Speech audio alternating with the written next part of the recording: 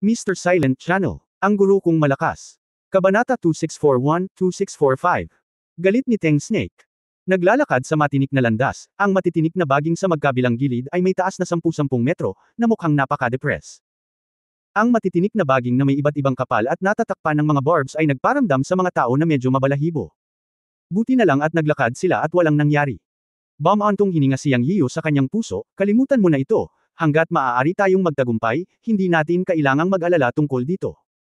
Gayunpaman, nang naisip niya lamang ito sa kanyang puso, isang aksidente ang nangyari. Swish, swish. Isang sunod-sunod na tunog ng kaluskos ang tumunog, at si Yang Yiyo at ang iba pa ay lumingon, ngunit ang daan sa likod nila ay sarado muli, at ang mga matinik na baging sa itaas ng kanilang mga ulo ay nagsimulang magsara. Dahil dito, nagbago ng gusto ang mukha ng lahat. Ancestor na uhaw sa dugo, ano ang ibig mong sabihin? Naging malamig ang boses ni Teng Snake. Hahaha, nakalimutan kong sabihin sa inyo, kayong mga tao at mga demonyo ay magkasama, ngunit mayroong apat, ngunit ang Diyos na ito ay kinuha lamang ang inyong Diyos na bato, at silang tatlo ay kailangang bigyan ang Diyos na ito ng 300,000 mataas na grado na mga bato ng Diyos bago kita mapalampas. Sa sandaling ito, muling tumunog ang tinig ng uhaw sa dugo na puno ng panunukso. Napakalungkot ng mukha ni Yang Yiyan na malapit nang tumulo ang tubig. Sa wakas ay naunawaan niya na ang uhaw sa dugo na matandang ninuno ay sakam. Mukhang lalaban si Yanzi. Minaliit ko ang kasakiman ng mga Diyos sa Eternal God Realm. Mapait na ngumiti si Yu Linglong bilang paghingi ng tawad. Malapit nang sumabog si Yang Yiyan sa simula, ngunit hinikayat niya itong magpigil at ayaw niyang magkaroon ng alitan, ngunit nangyari pa rin ito. Ngayon ay naiintindihan na ng lahat na ang uhaw sa dugo na matandang ninuno ay talagang sakam, at marahil ay hindi niya naisip na palayain sila. Mabuti naman, dir-diretso silang naglakad sa mga tinek na napapaligiran ng uhaw sa dugo na matandang ninuno. Naglakad sila ng libu-libong metro at itinuturing na malalim sa yungib ng tigre. Nang marinig ni Yang Yiyan ang paghingi ng tawad ni Yu Linglong, ngumisi siya at sinabing, hindi mo masisisi. Ang kapabayaan ko rin. Tsaka matagal na rin ang plano ng matandang halimaw na ito. Maya-maya, mag-aaway tayo. Matagal na akong hindi masaya. Buti na lang. Sunugin natin siya at hayaan na lang siya. Habang nagsasalita si Yang Yiyan, ang kanyang puso ay kumikilos at ang kanyang buong katawan ng kapangyarihan ng mahika ay nagliliwanag upang bumuo ng isang depensa, na nilalabanan ang mga tinek na baging na natipon sa itaas ng kanyang ulo. Boom boom boom. 3 beses na magkasunod, binuksan ni Yu Linglong, Teng Snake, at Earth Essence ang kanilang mga depensa para labanan ang mga tinek na baging. Bagamat ang mga tinek na baging na ito ay siksikan at nakakatakot ang hitsura, at least hindi ito isang malaking banta sa kanila ngayon. Nunong uhaw sa dugo, di ba? Okay, tingnan ko ngayon kung ano ang magagawa ng isang punong demonyong tulad mo. Not to mention na walang divine stones, kahit meron, hindi kita bibigyan ngayon. Sa orihinal, tila kumuha ka ng 100,000 mataas na kalidad na mga banal na bato upang tulungan kaming tumawid sa bundok, ngunit hindi ko inaasahan na ang iyong kasakiman ay lumampas sa aking imahinasyon. Well, sa kasong ito, iluwa mo ang kinain mo. Ngumisi si Yang Yiyo. Hahaha, Junior, lahi ka lang ng tao. Kung isa kang sinaunang lahi ng tao na ipinanganak sa simula ng mundo, siguro medyo matatakot sa iyo ang Diyos na ito, pero sa kasamaang palad ay hindi. Sa totoo lang, gustong-gusto ng Diyos na ito na matikman ang dugo ng sangkatauhan. Ang tagal ko nang hindi nakatikim nito. Hahaha. Lubusang nalantad ang katangian ng ninunong uhaw sa dugo, at tumawa siya ng walang konsensya. Sa kanyang mga salita, hindi niya sineseryoso si Yang Yiyo at ang iba pa. Gayunpaman, narinig ni Yang Yiyan ang tungkol sa isang sinaunang lahi ng tao na ipinanganak sa simula ng mundo. Ito ay sariwang impormasyon. Ibig sabihin, may mga lahi ng tao sa Eternal God Realm noon, ngunit sila ay mga sinaunang lahi ng tao. At mula sa sinabi ng uhaw sa dugo na matandang ninuno, nilamon na niya ang sangkatauhan, ngunit ngayon ay gusto na niyang lamunin sila. Upang maging tumpak, ito ay siya at si Yu Linglong. Siya at si Yu Linglong lamang ang mga lahi ng tao. Tungkol naman sa Earth Essence at Teng Snake, malamang na byproducts lang sila. Ang matandang halimaw na ito ay talagang hindi magandang bagay. Siya ay isang napakasamang matandang halimaw. Gusto mo akong kainin, at hindi ka natatakot na mabali ang malalaking ngipin mo. Ngumisi si Yang Yiyan, ngunit itinaas niya ang kanyang pagbabantay sa kanyang puso. Dahil ang matandang halimaw na ito ay nang-ahas na magbanta ng walang ingat, dapat ay mayroon siyang ilang mga kasanayan. Binalaan niya ang kanyang sarili sa kanyang puso na hindi siya dapat maging pabaya. Sa ngayon, wala pa sa kanila ang nakakita sa tunay na katawan ng matandang halimaw na ito, at hindi nila alam kung anong uri ng paglilinang ito. Sa totoo lang, nag-aalala pa rin sila. Habang nakikipagtalo sa matandang halimaw, sumulyap si Yang Yiyan kay Yu Linglong. Sa sandaling ito, hindi alam ni Yu Linglong kung kailan niya ipinikit ang kanyang mga mata, at may hininga ng buhay sa paligid ng kanyang katawan. Naalala ni Yang Yiyan ang pagsusuri ng Rabbit Lord kay Yu Linglong, sinabi na si Yu Linglong ay may mesla na puso at ipinanganak na may kapangyarihang hulaan ang ilang bagay. Naisip niya kaagad na hinahanap ni Yu Linglong ang katawan ng matandang demonyo na uhaw sa dugo. Siya. Orihinal na gustong kumilos, ngunit ngayon ay gusto niyang ipagpaliban ito ng kaunti, umaasang mahahanap ni Yu Linglong ang katawan ng matandang demonyo na uhaw sa dugo. Hanggat natagpuan ang katawan ng matandang demonyo na uhaw sa dugo, makakagawa siya ng paraan para patayin siya. Sa pangunawa ni Yang Yian, dapat na malakas ang uhaw sa dugo na matandang demonyo, ngunit hindi ganoon kalakas. Sa pag-iisip nito, sasabihin na sana ni Yang Yian na magtatagal siya, ngunit sino ang nakakaalam na si Teng Snake ay muling manggugulo sa oras na ito. Wow, matandang demonyong uhaw sa dugo, susunugan kita hanggang abo ngayon. Galit na galit si Teng Snake. Sa opinyon ng lalaking ito, naloko ito ng matandang demonyong uhaw sa dugo. Sa totoo lang, niloko talaga ito. Si Teng Snake ay isang banal na hayop. Ang pamilyang ito ay ipinanganak sa simula ng mundo at maluwalhati sa prehistoric na panahon. Bagaman hindi ito isa sa mga nangungunang banal na hayop, hindi ito dapat maliitin. Ang mga banal na hayop ay may dignidad ng mga banal na hayop. Lalo na sa harap ng master na si Yang Yiu, siya ay orihinal na naghahanap ng kredito, ngunit ngayon ay hindi lamang siya nawalan ng kredito, ngunit siya rin ang naging dahilan upang ang lahat ay makubkob ng uhaw sa dugo na matandang demonyo. Ito ay hindi matatagalan. Hiss! Roar! Nagalit si Teng Snake. Matapos sumirit ang sulat ng ahas, nagpakawala ito ng nakakagulat na dagandong. Ang buong katawan ay nagniningning sa banal na liwanag, at ang mga inscription sa bawat sukat ay dumadaloy at nagniningning. Nasilaw sa kanyang mga mata ang banal na liwanag, ngunit nagsimulang lumaki ang kanyang katawan. Pagkatapos ng pagbabago, siya ay naging isang katawan ng ilang metro. Ngayon, umungol siya at pumailan lang, halos nakaharap sa hangin. Sa isang iglap, mabilis siyang lumabas sa liwanag na kalasag at naging katawan ng 1,000 metro sa himpapawid, na sumasakop sa kalangitan at araw. Kasinlaki ng bundok at dagat ang pressure ng aura ng demonyong Diyos. Umuungol. Napakalakas ng dagandong ni Teng Snake. Na gustong sampihin siya ni Yang Yian, huwag mong abalahin si Yu Linglong na hanapin ang katawan ng matandang demonyo, ngunit nilunok niya ito pabalik. Sa isang kisap mata, si Teng Snake ay lumipad sa kalangitan. Matapos umungol, ibinuka niya ang kanyang bibig at iniluwa ang makapal at mahabang apoy sa masukal na tinak na gubat sa ibaba. Boom! Sa ilalim ng apoy, ang masukal na tinak na kagubatan ay direktang naging abo, na sumasakop sa isang lugar na higit sa 1,000 metro. Agad na natuwa si Yang Yiu, at sinabi sa kanyang sarili, hindi ko akalain na ang taong ito ay hindi mababawasan pagkatapos tumaas ang kanyang lakas. Talagang nakakapagdura siya. Boom boom boom. Si Teng Snake ay nasa langit, at sunod-sunod na sumiklab ang apoy. Ang bundok kung saan sila matatagpuan ay naging hubad, na inilantad ang sunog na lupa. Pagkatapos ng ilang minuto ng walang tigil na pagdura ng apoy, huminto si Teng Snake, lumipad sa himpapawid, at nagsabi ng may pinakamataas na kapangyarihan, tingnan kung hindi kita masusunog hanggang mamatay. Siya. Nagpakawala ng hininga at sinunog ang matitinik na baging sa buong bundok. Bumalik ang dating problema ng lalaking ito, at medyo naging proud siya. Ngunit nadama ni Yang Yiu na ang uhaw sa dugo na matandang demonyo ay hindi ganoon kadaling harapin. Pagkatapos ng lahat, ang sinunog ni Teng Snake ay ilan lamang sa mga baging ng uhaw sa dugo na matandang demonyo. Kung hindi mo mahanap ang tunay na katawan at patayin ito, hindi mo talaga masasaktan ang matandang demonyo. Sa sandaling naisip ko ito sa aking puso, nagkaroon ng malaking pagbabago sa susunod na sandali. Kabanata 2642, Fate Thorns. Sa isang kisap mata, ang mga tinik na baging mula sa lahat ng direksyon ay muling gamulong na parang tubig. Ang tuktok ng bundok na orihinal na sinunog ng Teng Snake ay natangay sa isang iglap. Ang pangunahing punto ay ang mga tinik na ito ay direktang sumugod sa langit sa pagkakataong ito at gamulong patungo sa Teng Snake. Para itong isang malaking lambat na tumatakip sa langit, sinusubukang balutin ang katawan ng Teng Snake na libu-libong metro ang haba. Kasabay nito, ang uhaw sa dugo na matandang ninuno ay ngumisi, iyan na lang ang mayroon ka, hindi sapat ang pagkiliti sa Diyos na ito, ngayon ang Diyos na ito ay gustong lumunin ka, ang munting surot na ito, Sa pakikinig sa mga salita ng matandang ninuno na uhaw sa dugo, nakaramdam ng solemn na si Yang Yiu. Tama ang hula niya na masyadong malaki ang katawan ng matandang ninuno na uhaw sa dugo. Bagamat ang Teng Snake ay nagduraan ng apoy at sinunog ang mga tinak na baging sa tuktok ng bundok, ito ay nasunog ang ilang sanga ng uhaw sa dugo na matandang halimaw, iyon lang. Ang mga bundok na umaabot ng libu-libong milya, hindi mabilang na mga taluktok ay natatakpan ng mga tinik at baging, na lahat ay mga tinik na baging ng uhaw sa dugo na matandang demonyo. Ang pagkawala ng kaunti ay hindi nakakapinsala, o hindi ito makakasakit sa kanyang katawan, kaya walang silbi. At tila ang mga tinik na baging ng uhaw sa dugo na matandang demonyo ay maaaring tumubo muli anumang oras at kahit saan, nakatumbas ng pagkakaroon ng walang kapantay na depensa. Tunay na hindi madaling harapin. Sa pamamagitan lamang ng paghahanap ng katawan ay masisira nila ang dilema, kung hindi, sila ay maubos sa kamatayan ng uhaw sa dugo na matandang demonyo. Ang uhaw sa dugo na matandang demonyo ay sumangot ng malamig, at ang mga tinik at baging mula sa lahat ng direksyon ay sumugod patungo kay Teng Snake.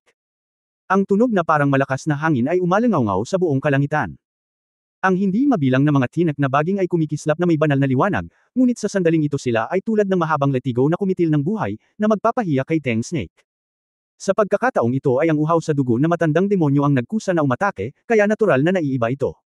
Ngunit si Teng Snake ay hindi madaling guluhin. Nag-transform ito sa isang katawan na may libu-libong metro, na may mga kaliskis at mga inscription na kumikislap sa buong katawan nito. Ito ay makapangyarihan at nagpapalabas ng presyon, ngunit hindi ito dapat maliitin. Siyempre, malalaman mo kung ano talaga pagkatapos ng laban. Ang katawan ni Teng Shi ay maihahambing na ngayon sa katawan ng Diyos Emperador. Naisip ni Yang Yiyan na hindi siya dapat maging ganoon kaina, kaya hindi siya nagmamadaling umatake. Gusto niyang makita kung mahahanap ni Teng Shi at ng matandang uhaw sa dugo ang katawan ng matandang halimaw sa pamamagitan ng pakikipaglaban. Bagamat hinahanap pa rin ito ni Yu Linglong, ayaw niyang maghintay at makita lamang. Hindi nagtagal ay nagsimula ang ganting atake ni Teng Shi, at hindi siya umupo at naghintay sa kamatayan. Umuungol. Niyanig ng dagandong ang langit. Sa pagharap sa mga tinik at baging na gumugulong sa lahat ng direksyon, tila hindi natakot si Teng Shi. Matapos ang mahabang pag-ungol, ibinuka niya ang kanyang bibig at nagluwa ng apoy, at ang kanyang katawan ay lumangoy, umikot ng 360 degrees at nagdure ng apoy. Tila ito ay mas malakas kaysa sa nakaraang apoy. Hindi nagtagal ay sumiklab ang apoy ni Teng Shi sa mga tinik ng uhaw sa dugo na matandang ninuno, ngunit sa pagkakataong ito ay nabigla si Yang Yiyan nang makitang ang apoy ni Teng Shi ay hindi nagdulot ng banta sa mga tinik at baging sa pagkakataong ito. Dati, maaaring direktang gawing abo ng apoy ni Teng Shi ang mga tinik at baging, ngunit sa pagkakataong ito ay nabigo ito. Ang apoy ay nasa mga tinik na baging, at ang mga tinik na baging ay kumikinang na pula, na madaling lumalaban sa apoy ng Teng Snake.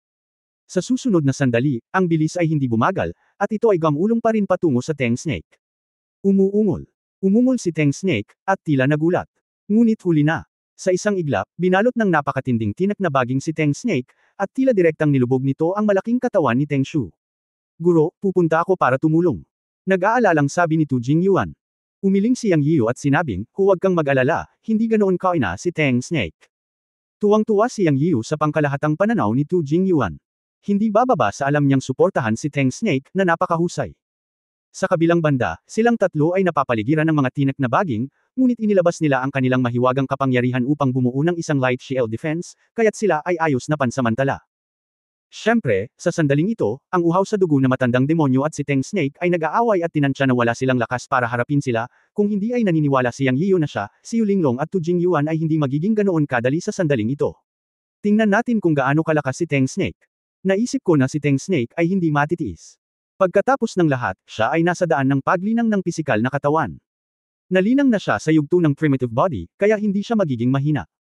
Oo naman, nang nag-uusap sina Yang Yian at Tu Jingyuan, nakarinig sila ng mahinang dagandong mula sa langit. Boom boom. Tumangala si Yang Yian at nakita na ang mga tinik na baging na nakabalot sa Teng Snake ay biglang sumabog, at ang makulay na banal na liwanag ay napakaliwanag. Kasabay nito, na sinasabayan ng mahabang dagandong ni Teng Snake.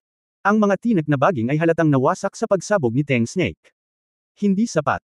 Nang sumunod na sandali ay nakasimangot pa rin si Yang Yian. Dahil nakita niyang limitado ang pagsabog ni Teng Snake, higit sa lahat ay winasak nito ang mga tinik na nakabalot sa kanya. Ngunit ang mga tinik na baging na ito ay nagmula sa mga bundok sa isang malayong lugar at dumiretso sa langit. Sa pagkakataong ito ay nawasak lamang ang isang bahagi ng mga ito. Parang damo, nasira ang ilang dulo ng damo. Hanggat hindi nasisira ang mga ugat, walang dapat ikabahala. Pagkatapos ng isang putok, ang malaking katawan ni Teng Snake ay lumipad muli sa kalangitan. Ngunit ang malamig na tawa ng uhaw sa dugo ng matandang ninuno ay muling tumunog. Haha, ang mga tinik ng katawan ng Diyos na ito ay walang katapusan, ngunit hindi ko alam kung gaano katagal ka makakapanood. Matapos marinig ito, nagulat si Yang Yiu at naisip sa sarili, totoo. Umuungol.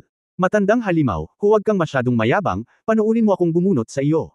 Galit na galit ang Teng Snake sa langit.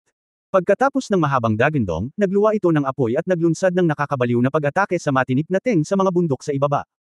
Kasabay nito, ang malaking katawan nito ay nagsimulang bumagsak at lumangoy. Ang mahaba at malaking buntot nito, na may makukulay na banal na liwanag na bumubulusok, ang Teng Snake Dragon ay inindayog ang buntot nito at hinampas ng malakas. Boom! Ang lupa ay yumanig na parang isang malaking lindol. Isang taluktok ng bundok ang naging abo sa isang suntok. Ang pag-atakeng ito ay talagang malakas. Ngunit kung ikukumpara sa matitinik na kabundukan na umaabot ng libu-libong milya, ang pagsira sa matitinik na baging nagagawa ng mga bundok ay tila walang epekto. Gayunpaman, ang ganting atake ng Teng Snake ay lubhang mabangis. Sa ilalim ng apoy, ang buntot nito ay direktang dumurog sa mga bundok ng paisa-isa, gamit ang pinakasimple at pinaka-crudes na paraan. Dahil hindi nito mahanap ang katawan ng ninunong na uhaw sa dugo, itutulak nito pasulong at sisirain ang mga bundok sa libu-libong milya.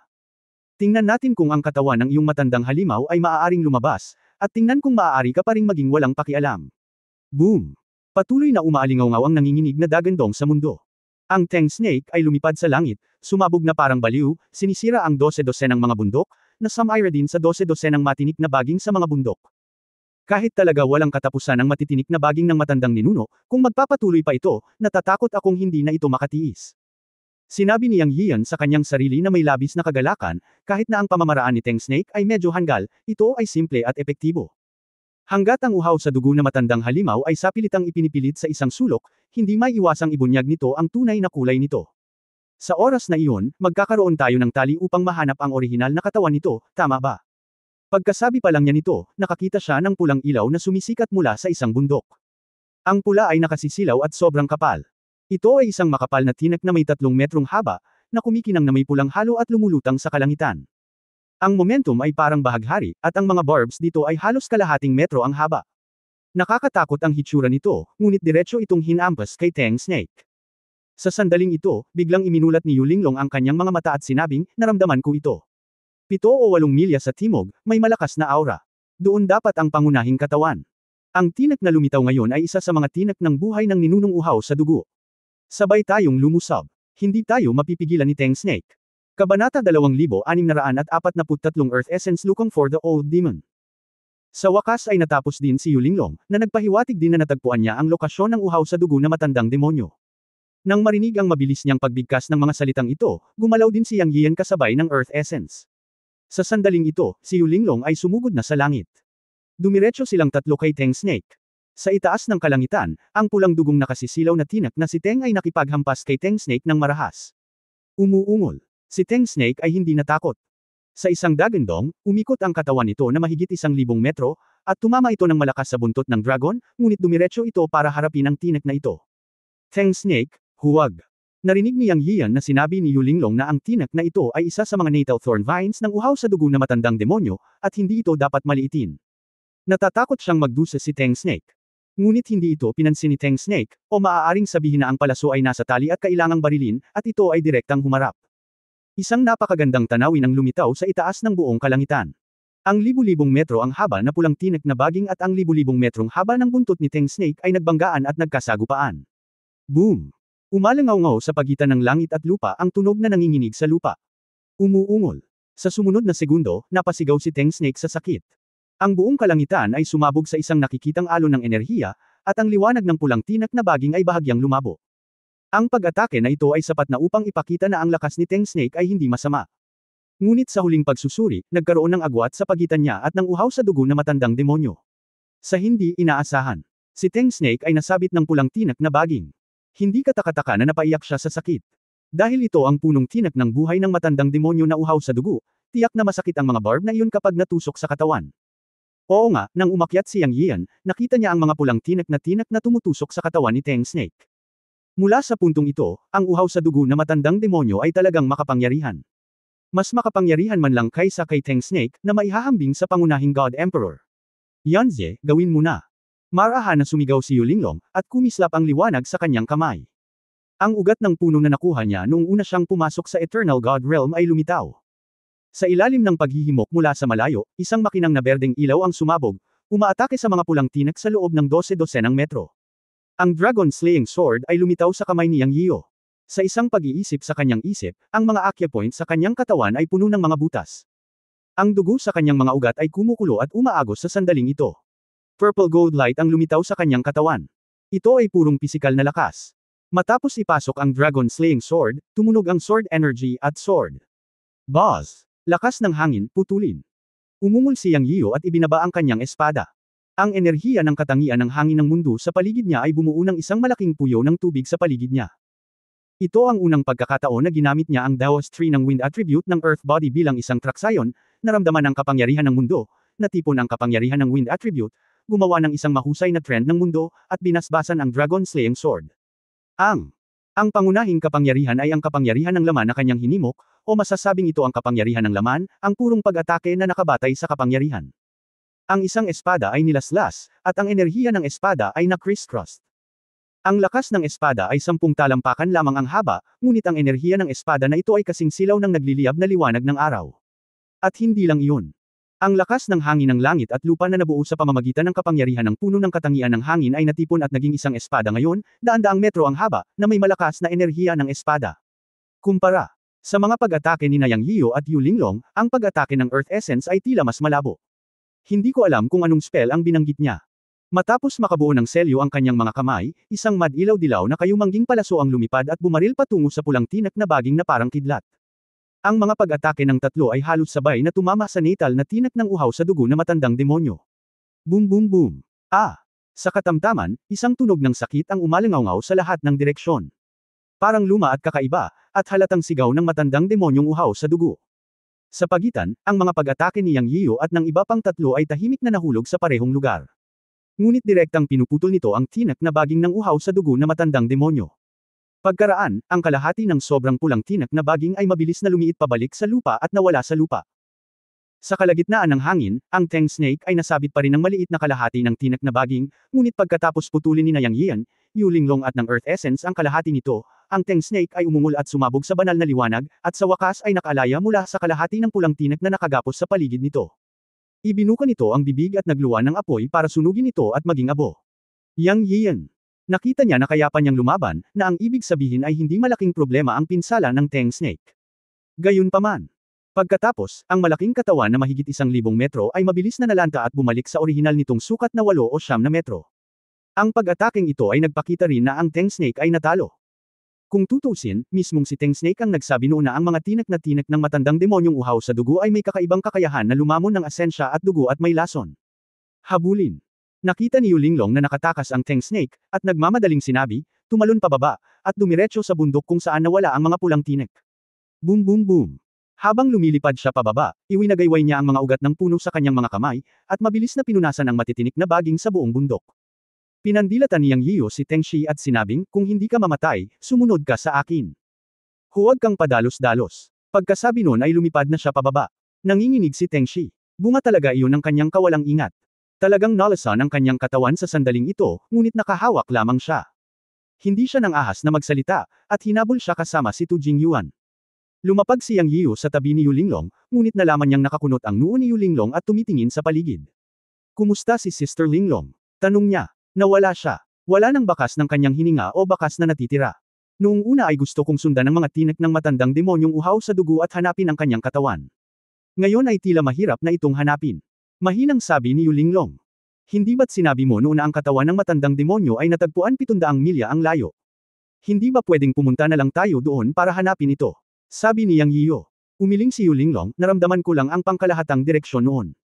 Kung tutuusin, ito ay dahil siya ay may tinak na baging ng kanyang buhay. Ngayon ang matandang demonyo ay nagdusa ng pagkawala at pinutol namin ang kalahati ng kanyang puno ng ubas sa buhay. Natatakot ako na siya ay naging alerto at hindi na mananatili sa isang lugar. Susunod, kailangan nating mag-ingat. Ang uhaw sa dugo na matandang demonyo ay maaaring magsimulang umatake sa atin ng palihim. Kung hindi natin mahanap ang tunay na katawan, tayo ay pagod na pagod sa kamatayan. Walang mga ordinaryong tinak na umaatake sa mga ito, ngunit maaari nila tayong guluhin ng tuloy-tuloy.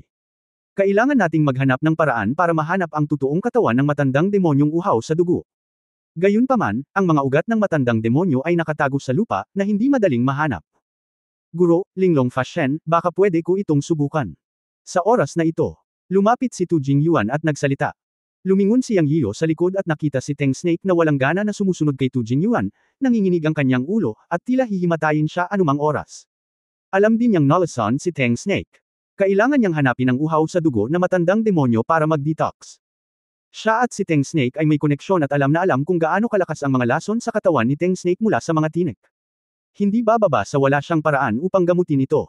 Kaya kailangan niyang hanapin ang uhaw sa dugo na matandang demonyo. Ang mga salita ni Tu Jingyuan ay nagpaliwanag sa kanyang mga mata. Ngayon naalala niya na ang talento ni Tu Jingyuan ay kontrolin ang mundo. Sigurado ka? Tanong ni Yang Yiyo na kumikinang ang mga mata. Tumango si Tu Jingyuan at sinabi, Guro, mayroon ako. Okay, ikaw na ang bahala ngayon. Hanapin mo ito sa lalong madaling panahon. Hindi magtatagal ang lason ni Teng Snake. Sabi ni Yang Yiyo. Lumakad si Yu Linglong sa gilid ng nanginginig na Teng Snake at nagsabi, sandali lang, tingnan ko. Kabanata 2644 na 9 vines transformed into dragons. Naglakad si Yu Linglong papunta kay Teng Snake at tumingin. Sa pamamagitan ng pagwagayway ng kanyang kamay, isang berdeng ilaw ang pumasok sa katawan ni Teng Snake. Himala, ang walang pagod na Teng Snake ay biglang nanginginig at naging mas masigla. Ang lason sa katawan ay talagang napakalabis. Hindi ko kayang gamutin ito. Pipigilan ko lang ito. Kailangan ko pang mahanap ang uhaw sa dugo na matandang demonyo para ma-detoxify ito. Sabi ni Yu Linglong. Si Teng Snake ay hindi matamlay ngayon, ngunit ngayon ay mas gamaan ang pakiramdam niya. Nagmamadali siyang nagpasalamat, salamat, Linglong, ang Diyos ng batas. Talagang bubunutin ko ang matandang demonyo. Okay, ikaw, mula ngayon, makinig ka sa mga utos ko. Huwag kang padalos-dalos at gumawa ng anumang bagay. Kaya mo bang pabagsakin ang uhaw sa dugo na matandang demonyo ng mag-isa? Inilibot ni Yang Yiyo ang kanyang mga mata. Sandaling hindi nakaimik si Teng Snake. Dahil nga sa napakawalang ingat niya, ngunit minamaliit niya ang uhaw sa dugo na matandang ninuno, kung hindi ay hindi siya magdusa ng ganoong kalaking kawalan. Siya ay pinagalitan ni Yang Yiyo at hindi niya nagawang pabulaanan sa sandaling ito. Nakayuko lang siya. Nakita ni Yang Yiyan na yumuko ang lalaking ito, ngunit hindi niya alam kung ano ang sasabihin. Sa huli, si Teng Shi ang nang-ahas na lumaban at pumatay, at sumugod sa harapan. Tama ang ginawa niya. Naisip niya na hindi nito masisira ang tiwala niya sa sarili. Anya, sundan mo kami mula ngayon, huwag ka nang magtiis pa. Una sa lahat, kailangan mong alisin ang lason sa iyong katawan. Hindi siya makakatakas sa paghihiganti. Nakahinga ng maluwag si Teng Shi. Naririnig niyang nagmamalasakit pa rin sa kanya ang kanyang amo. Ngumiti siya at tumanggo ng paulit-ulit na nagsasabing, alam ko, Master. Pagkatapos ay tumanggo si Yang Yiyan kay Tu Jingyuan at sinabing, magsimula na tayo. Alam niyang may sariling paraan si Tu Jingyuan, ngunit hindi na siya nagtanong pa. Oo. Pagkatapos magsabi ng oo ni Tu Jingyuan, tumayo siya sa kinatatayuan, kinurot ang spell gamit ang kanyang mga kamay, at nagsimulang bamulong sa kanyang bibig, binibigkas ang isang napakakubling lihim na spell. Pagkaraan ng ilang sandali, narinig niya ang mahinang sigaw mula sa bibig ni Tu Jinghoy. Sa sumunod na sandali ay tinapakan niya ang kanyang mga paa. Nayanig ang buong lupa. Boom! Bitek! Boom! Nagsimulang manginig ang lupa sa bundok kung saan sila matatagpuan. Palakas ng palakas ang ingay. Pagkatapos, sa harap ng Earth Essence, kung saan niya itinapakan ang kanyang mga paa, isang malaking crack ang lumitaw sa isang click. Ang crack ay lumaki, at direktang lumalabas. Sa ilalim ng dumadagandong na panginginig ng boses, hindi alam kung gaano ito kahaba. Marahil 12-12 ng milya, o kahit na daan-daang milya. Makalipas ang ilang minuto, tumigil ang tunog ng pagyanig ng lupa. Tumingin si Yang Yiyo, Yu Linglong at ang dalawa pa at nakakita sila ng malaking puwang, parang kanyan, malalim at mahaba. Sa oras na ito, huminto ang Earth Essence at nagsabi, Guro, natagpuan namin ito. Mahigit sa 600 milya ang layo, mayroong napakalakas na pagbabago-bago ng enerhiya sa ilalim ng lupa. Pakiramdam ko ay dito naruroon ang katawan ng matandang demonyo na uhaw sa dugo. Lead us there, tumingin si Yang Yiyo sa Earth Essence na may bagong mga mata. Ang likas na talento ng Earth Essence upang kontrolin ang lupa ay talagang hindi pinalaki. Siyempre, dalawang magkaibang bagay ang katangian ng lupa at ang pagkontrol sa lupa. Pagkatapos, sa ilalim ng patnubay ng Earth Essence, direktang tumalon siya sa malaking puwang. Siya, aktwal na nagpunta ng higit sa 100 metro sa ilalim ng lupa bago lumapag. Lihim na nagulat si Yang Yiyan. Talagang minamaliit niya si Tu Jingyuan. Sa isang pagtapak lang ng kanyang paa, isang bitik sa lupa ay naging kanyan. Dapat sabihin na, medyo may kakayahan siya. Siyempre, mula sa puntong ito ng pananaw, ang kakayahan ng mga nilalang sa God Realm ay hindi basta-basta masusukat sa larangan ng cultivation. Si Tu Jingyuan ang pinakamagandang halimbawa. Sa ilalim ng lupa, si Tu Jingyuan ay isa lamang duwende. Pinangunahan niya ang daan at naging isang banal na liwanag. Saan man siya dumaan, ang hindi pantay na lupa ay ibinaling sa magkabilang panig. Sa pilitang binuksan niya ang isang patag at bukas na kalsada sa siwang ng 100 metro sa ilalim ng lupa, upang ang grupo ng mga tao ay makatakbo ng buong bilis ng walang anumang mga hadlang. Noong una, nag-aalala pa rin si Yang Yiyan na babalik ang mga tinek na baging upang makagambala, ngunit buong pagmamalaki ni Tu Jingyuan, Guro, huwag kang mag-alala. Espesyal kung binuksan ang kalsadang ito, na higit sa 100 metro ang lalim sa ilalim ng lupa, para lang maiwasan ang panghihimasok ng mga tinek sa itaas. Tama na. Sa daan, nakita nilang dumiretso sa lupa ang malaking bitek, ngunit hindi bumaba ang mga sanga ng tinek upang salakayin sila. Walang pag-aalinlangan na si Tu Jingyuan ay gumawa ng spell. Makalipas ang kalahating oras, isang pulang ilaw ang lumitaw sa harapan. Biglang huminto si Tu Jingyuan. Huminto rin si Yang Yiyo at ang iba pa sa likod ni Tu Jingyuan. May lumabas na red light curtain. Ang pulang ilaw ay lubhang nakasisilaw. Dumating na ang master. Isa itong hadlang. Dapat nasa loob ang katawan ng ninunong uhaw sa dugo. Sabi ni Tu Jingyuan. Ito ay talagang isang hadlang. Panoorin kong basagin ito, direktang itinaas ni Yang Yiyo ang kanyang palad at hinimok ang tiyan kunpot na lumamon. Sa susunod na sandali, ang buong hadlang ay nayanig ng ilang sandali, at ito ay nawala sa isang click. Pagkatapos ay lumitaw ang isang malaking espasyo sa ilalim ng lupa sa paningin ng lahat.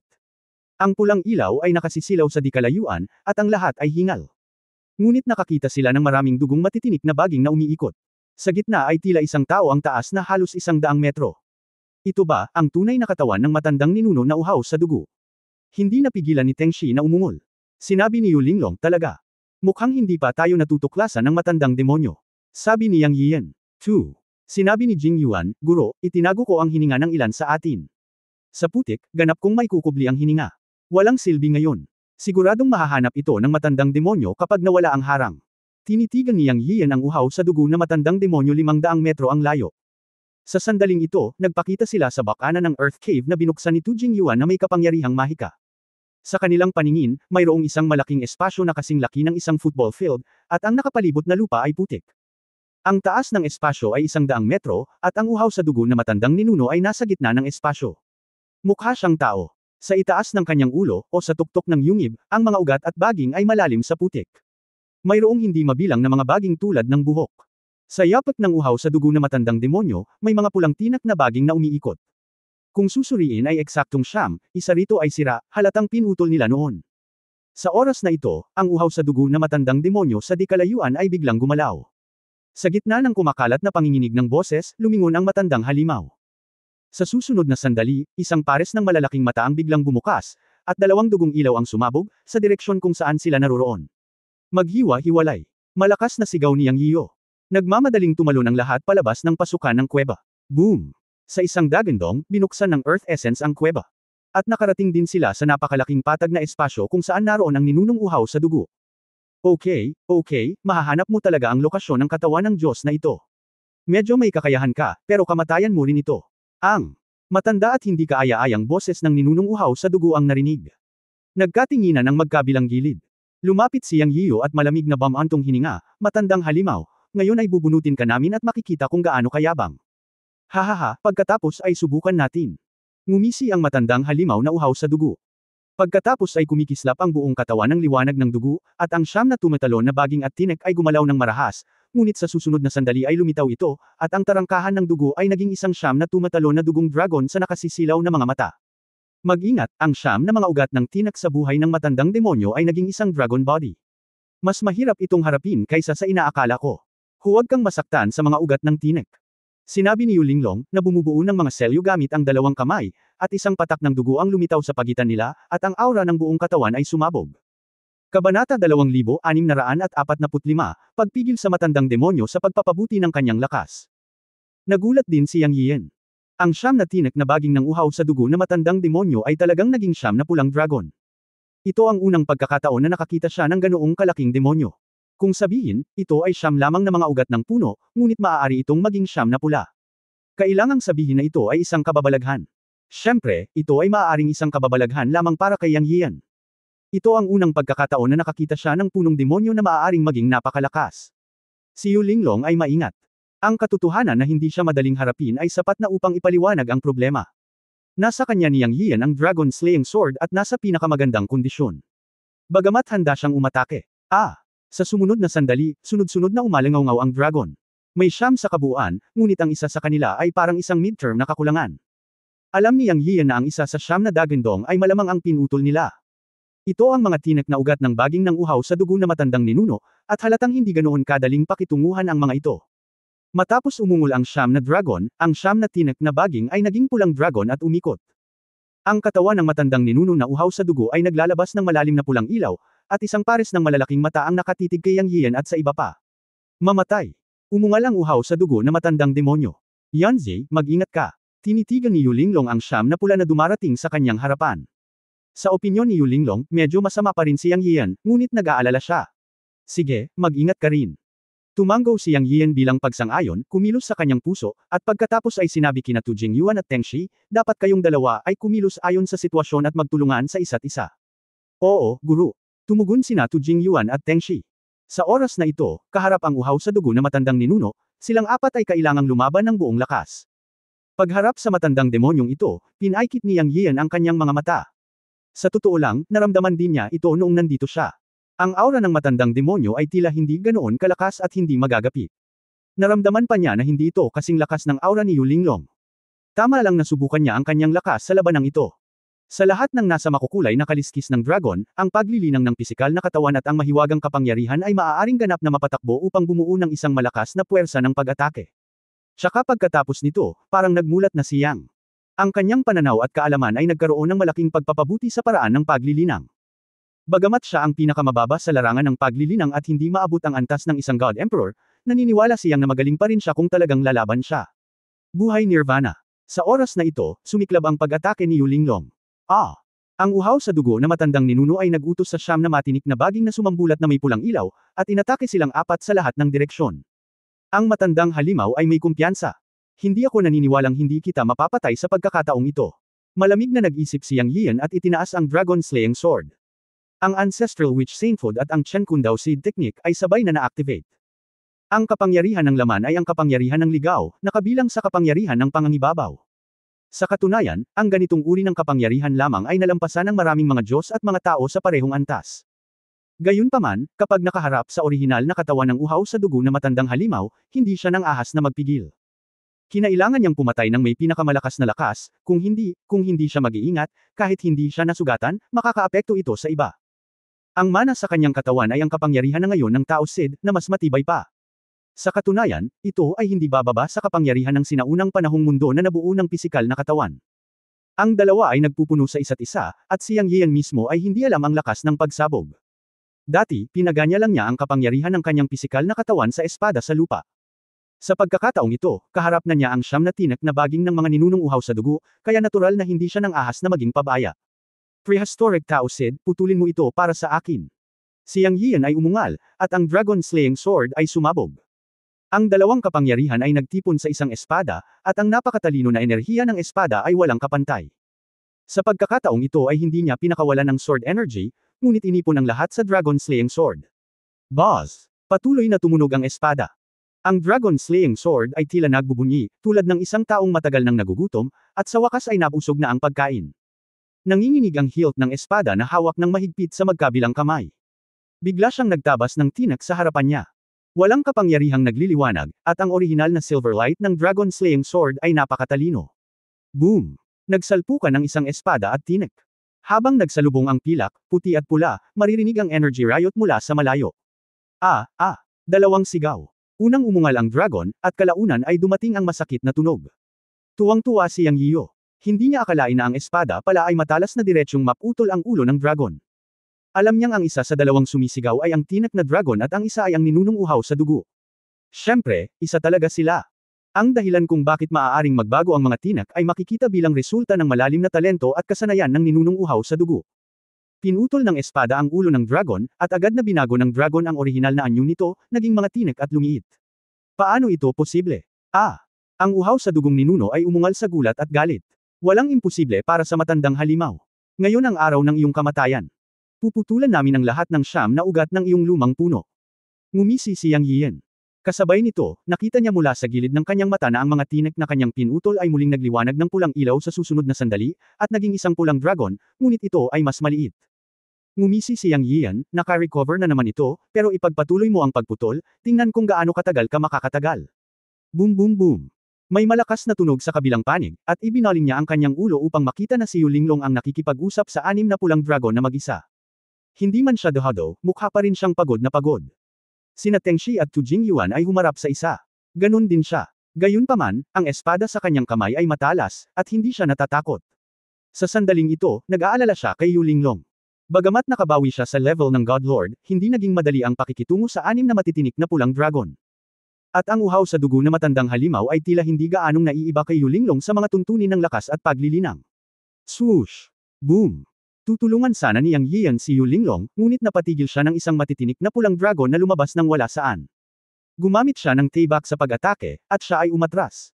Lumamlam ang liwanag ng matitinik na pulang dragon, ngunit sa pagkakataong ito ay hindi na ito pinutol ng espada, kaya medyo natigilan siya. Anak, sa tingin mo ba hindi ka kayang patayin ng Diyos na ito? Humph! Pagkatapos ng malamig na singhot, ang katawan ng matandang demonyo ay puno ng dugo, at sa sandaling ito, tumataas ang kanyang aura. Nagbago ang mukha niyang Yian, at naramdaman niyang may mali.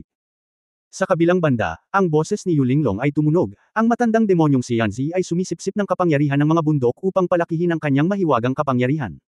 Pipigilan ko ang siyam na pulang dragon, at pupunta ka upang salakayin ang kanyang pangunahing katawan. Huwag siyang pabutihin, kung hindi, ang lakas ng matandang demonyo ay aabot sa pangunahing antas ng Diyos, at pagkatapos ay hindi niya tayo magiging kalaban. Natapos magsalita si Yulinglong, at sa isang pagwagayway ng kanyang kamay, lumitaw ang mga patak ng dugo, at lumiwanag ang berdeng ilaw. Sa isang misla na sigaw, ito ay naging siyam na banal na ilaw, na hindi mas masahol kaysa sa siyam na tinak na dragon ng uhaw sa dugo na matandang ninuno. Halos agad-agad, siyam hanggang siyam ang buhol sa siyam na pulang dragon. Alam ni Yang Yiyo na hindi ito ang oras para mag-alinlangan. Bagamat nag-aalala siya kay Yulinglong, alam din niyang tama ang sinabi nito. Agad niyang sinigawan sina Tengshi at Jingyuan, atakehin ang pangunahing katawan ng matandang demonyo sa lahat ng paraan. End of this chapter. Pahingi naman ng like, share at subscribe mo na rin para updated ka sa susunod na kabanata. Salamat.